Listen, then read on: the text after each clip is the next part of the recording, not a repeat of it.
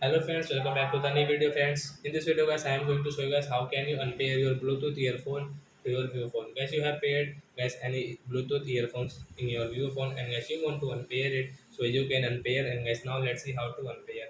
In this video guys, I am going to show you friends. So first of all guys open your phone setting to unpair. Then guys scroll and just click on a Bluetooth and device setting.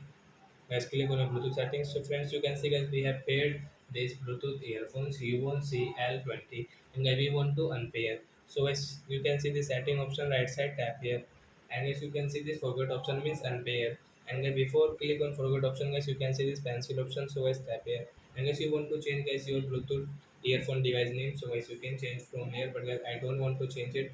So as you can see this is your forget option, so guys tap here. To forget means unpair, then it will unpair to your Vivo phone. Then guys you cannot use, guys you can see this red light and then we will off it.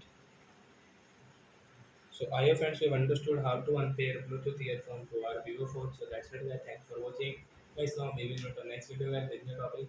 Before going guys, please go and like my video, subscribe my channel. Bye bye friends.